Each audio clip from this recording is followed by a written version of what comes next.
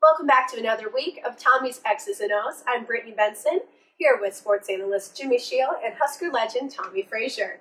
So to start off, guys, what are your thoughts on the last game with Southern Miss? I thought it was a good defensive performance. I felt they did some things to where they kept it simple, to where the guys need to go out there and execute. The communication was a little better. So I was encouraged that they went out and worked on things and kept it to where the players can go out there, making adjustments and play the defense. As Tommie mentioned, it was kind of a team tailor-made, kind of a statue quarterback, not having a running quarterback. So we don't want to get too carried away with it, but as you mentioned, the communication was better because they're going to have to communicate a lot better next week. But 2 INTs for touchdowns in the first 7 minutes usually mean they're doing something right. They're doing something right. Or the other quarterback's not very good. But Tommie, that first pick by Stanley Jean Baptiste, what'd you see on that? Well, I think he just read the route. Jumped it. And he knew what was coming because, as you say, it wasn't a mobile quarterback, so they saw in the film to where if it's a quick turn and throw that he can jump the route in, and he was in perfect position to where he stepped in front of him. He really didn't move if you look at the whole deal. He was looking in the backfield the whole time. And so when you're able to look in the backfield and watch the quarterback's eyes and see what he's going to do, then you can jump those routes. And that's what happened, and then he made a great play on it. Yeah, and he's 6'3", 225, probably bigger than your typical corner. He's more like a safety. He's more like a strong safety type guy. But right now he's playing the best of all the corners that they have, so you got to put him out there. Yeah, 2 years ago, I think, when he had that big interception against Ohio State, I think you said this guy could become the cover corner. Mm-hmm. Maybe it took another year since corner wasn't his position when he came here. But, it's kind of ironic you have the big kid in Stanley Jean Baptiste. And you have a small kid. Yeah, Josh Mitchell, probably their 2 best. Yeah, the 2 best kids. So it goes to show you, tall kid, a short kid. If you know what you're doing at the corner spot, you're gonna find a home. And those 2 guys right there, and even with Ciante, he's in the middle. He's in the middle. You got those 3 guys right there. They're probably playing the best deep cover tandem that Nebraska had here in years. And I know people gonna say, well, what about Prince and what about Denard? But we never really had 3 guys at the same time starting to gel and playing at a high level. And we know Bo excels when he has those pieces he can put in. But again, this game was against a kind of a statue quarterback. And you can't, you can get your hopes up a little bit because they went out there versus the competition they played and dominated. Mm-hmm. Now the question is, how are they going to react when you get a mobile quarterback? Is what they're going to face this week coming up, and do they get the same kind of pressure? And a couple weeks ago, people were saying that we got pressure on. The difference was they got pressure, but it wasn't pressure because when you have a mobile quarterback and he's able to get outside the pocket and you're not containing him, then you're not getting pressure. You actually put yourself at a disadvantage. So this week, instead of saying we need to get pressure, we need to get push up the middle and contain him outside and force him to sit in the pocket. That way, it doesn't break the coverage down. And let the DBs make the plays. Let the DBs and linebacker make the plays. You mentioned pressure. The guy who's been getting pressure, 6 quarterback hurries through 2 games. Number 44, Randy Gregory. I've been hollering him since he stepped on campus. And he didn't have spring ball even. He hadn't played in 2 years. He hadn't played in 2 years, but I knew the coach where he came from and told him this is going to be the guy that's going to make a lot of people happy there. And he's stepping up, and he's been that force. He's been that pass rusher that they need. Now, what they need now, they just get someone from the other side, or maybe one of the tackles to get a pass rush up the middle. They're trying to be a pretty good season for the defensive line. But right now, with the competition they played, they're doing fine. And the real test is going to come when they play UCLA and how much pressure they get there, because UCLA is a pretty good team. And the Bruins are going to be able to go, okay, number 44, we're going to double you, we're going to do some things to take you out, and then someone has to come from the other side. Right. But Tommie, with Randy Gregory, now putting the cart before the horse, his size. Who's putting the cart before the horse? No, I am. I just told you not to do that before we came on air. Okay. We can talk about... Let things play out. Let things pan out. Because it's the same thing you did with Zaire Anderson. Yeah. And look what happened. We got injured. But still, though, you put the cart before the horse, though. You got to let them develop, let them get comfortable in the system, and then go. Wait till 5 or 6 weeks, then you say that. Right now, this is the second and third, going to third week here. Let it grow. So next week we will talk about Randy Gregory's pro prospects. But you mentioned the defensive tackle, Thad Randall. Not so so far. I've never really been a big fan of that. I think he's a good backup guy. I think he's a guy who can go in there and play, spell guys. But one, I think he gets hurt too much. He's always limping around. And I don't think he plays with the passion and emotion that you want to see from your inside technique guy. And so I think they can find someone better. I think they might have someone better. He's just probably young and still trying to learn the scene. But I don't think you can last the whole season with him in there. It's hard for me to see that. I'm guessing they're playing 3 tackles, equal reps, and if Thad's not staying on the field, maybe it's a senior thing they want to start in.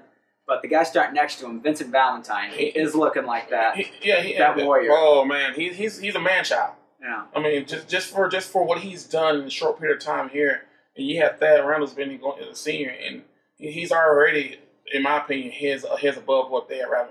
And so I think with Gregory and Valentine, however you want to pronounce it, I think those 2 guys right there can start something good here the next 2 years if they just keep their heads and stay focused and they don't run them.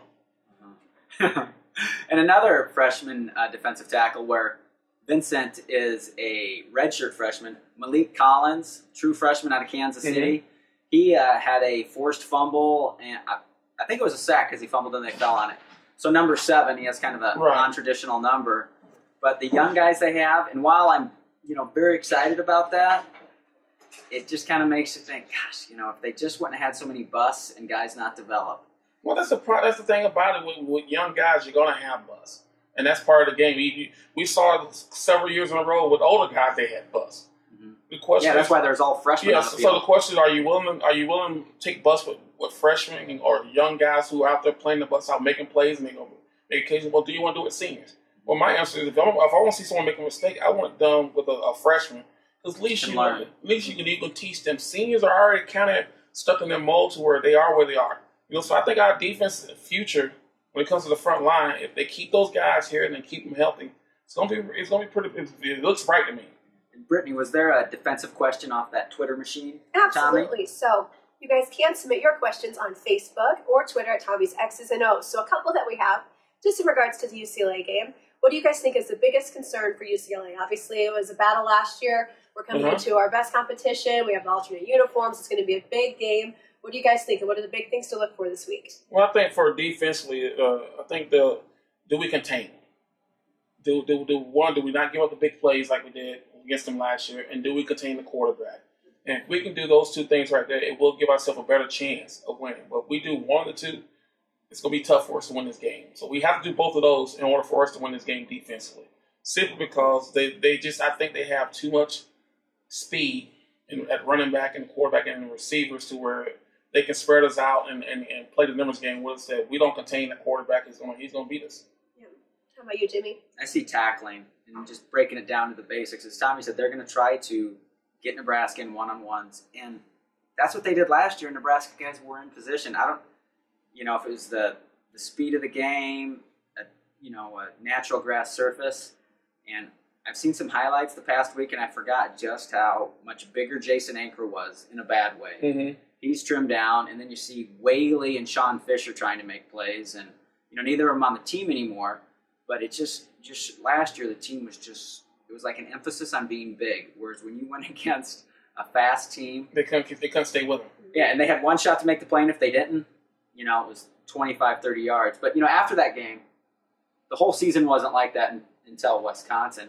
But, speaking of linebackers, Tommie, the Banderas kid, what do you see from him? Love him. I love him, man. And I think he brings a nastiness to that defense and stability. If you remember his dad played with a nastiness. Tom Banderas. And so I think that by putting him in there, lets me know two things. One, he's the best middle linebacker they have, and two, they put their young guys out there, let them go, and they tried it with David Santos. And I thought they had him playing out of position because he's not a Mike backer. They still have him, yeah. He's not a Mike backer. I think he'll be a better will backer than that's what he was last year. Mike backer. So hopefully they can find a way to get it. With Banderas now solidifying that Mike position and then putting Zaire at the strong and putting Santos at the will, you might have something going there. But I felt that by putting him in there, it showed that he's ready to play at this level. Do you think this week they'll be going more 2 linebacker sets, 1? Any 3 linebacker I think sets? I think they'll be doing a lot of nickel dime because this is a spread offense, and you can't. And they don't have a 3 linebackers you can put in there and move out of space. So you'll see a lot more nickel dime 3-4 defense type schemes against this team right here, and trying to get pressure that way. They're gonna have to do something because they can't go to their traditional defense and survive versus this team with the talent that they have right now. And another true freshman linebacker, Josh Banderas is an inside backer. Nate Gary, who they moved from safety, and it looks like he's going to stay at Will or the Sam backer. But is it what they call it? Peso? Is he the peso? Whatever they call it. He might the nickel, the peso, whatever they called it. Once again, it's showing they trying to get speed on the field because they're facing a lot of teams who spread you out. And when you find teams that spread you out, that means the most important guys aren't the outside receivers or slot receivers, because those are usually the guys, the quick guys that can be shifty and make something happen. So you need to put guys in there that can cover those guys in the slot. And so I think that's why everyone say they move him down to linebacker. No, I don't think he's big enough to be a linebacker, but he's playing that peso, whatever, bandit, whatever they called it when you had Jean Gomes and Eric Haig. Those 2 guys there. I think that's what they're doing with him now. Well, I hope they do move him because, as you're saying, that they talk the talk of trying to get speed on the field. But, as when he's one of the fastest guys on the team. Yeah, Octavius McFarland moving, bigger safeties up. Right. I'd just like to see that. Well, we've talked a lot of youth on defense, but on the other side, still a lot of junior, seniors offensively. Offense, I'm not excited about the offense as I thought I would be. They're coming into the season, they had all the hype. But I just don't feel like they're getting the most out of their playmakers. And I still think that the offensive line is a little bit soft. I want to see them fire out the ball on a more consistent basis. Take some of the pressure off Taylor. And then they're still trying to use him too much right now. You have a Monty Crouch, you have Amir, and Newbie, 3 guys right there. Let them take all the hits in the running game. You can find ways to get Taylor involved and get the balls to Jamal and Kenny Bell and Quincy. They've proven that they can make the plays when you get the ball to them.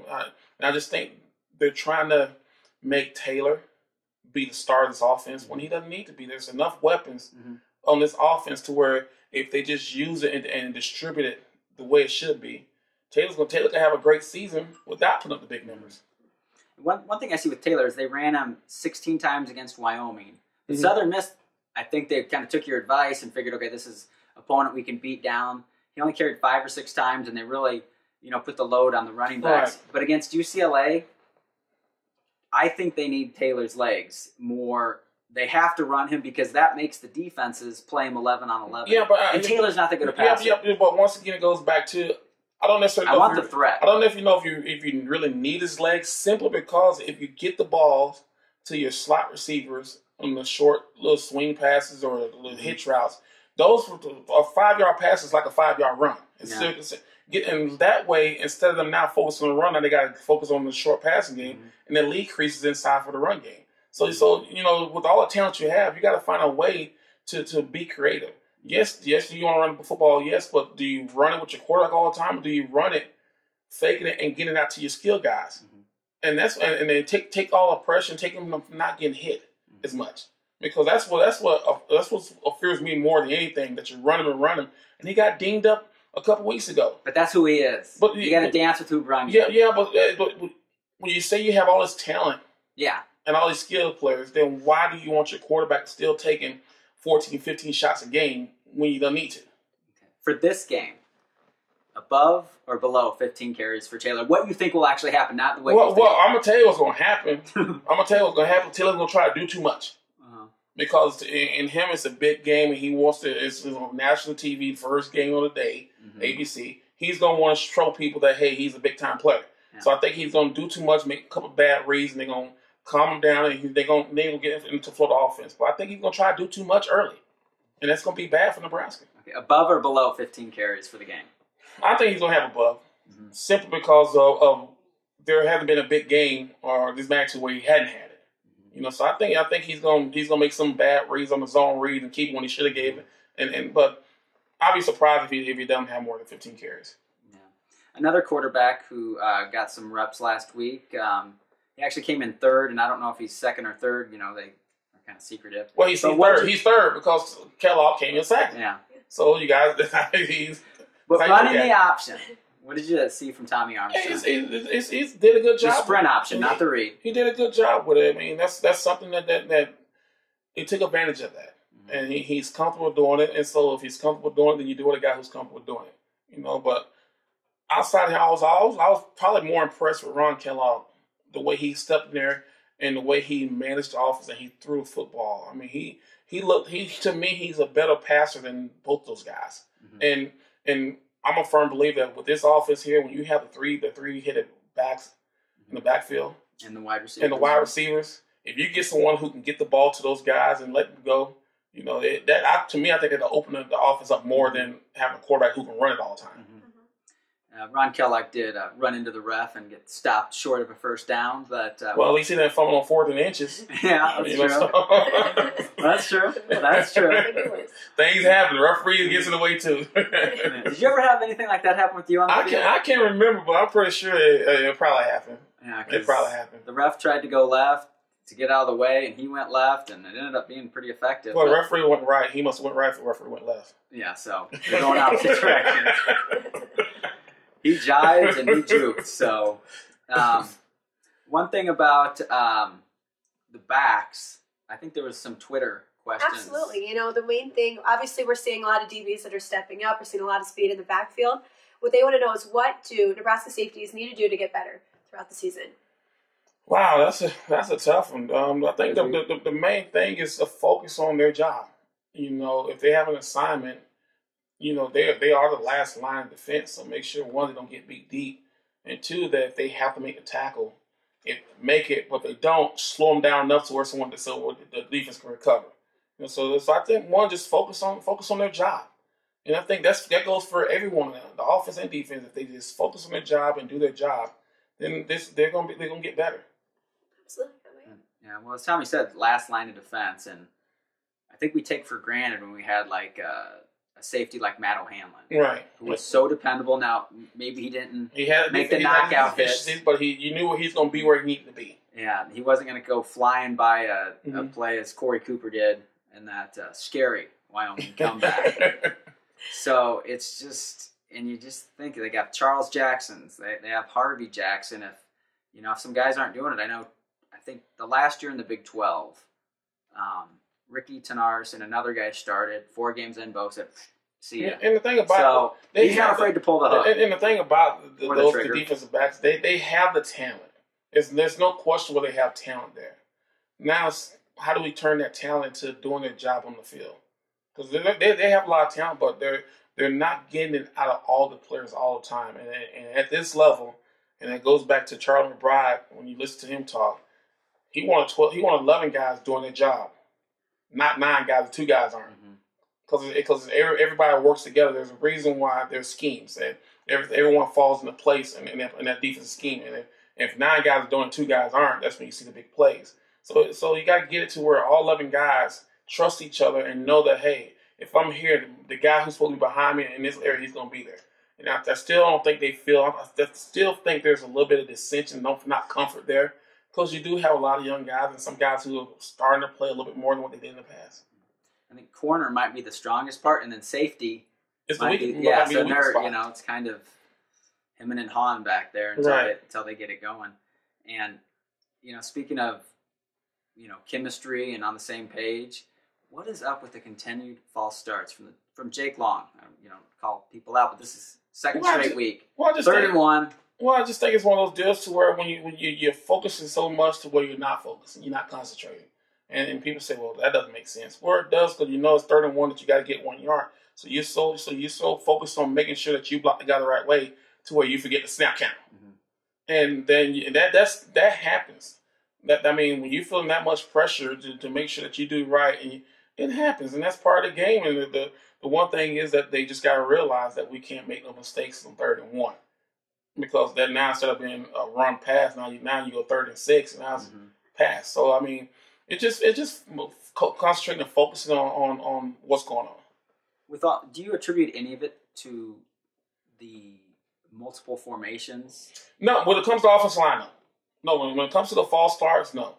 To me, false starts are mental mistakes. They're not physical mistakes, so it doesn't have nothing to do with where guys are lined up or the play that's being run. If you can't snap the ball because someone's jumping offside, then that's mental. It has nothing to do with scheme or ability. That's just they're not focusing and concentrating. That's all that is. So that's a mental mistake. So that's formation. Even the tight end part.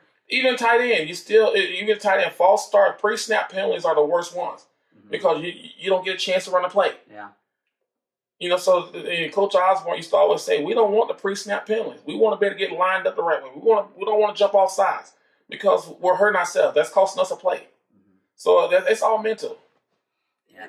So hopefully there's fewer mistakes this week. What are you guys thinking? Score going to UCLA. What are we? Well, I'm not a betting man, but if you are a betting man, Nebraska is favored by 5 points. I would borrow money from folks.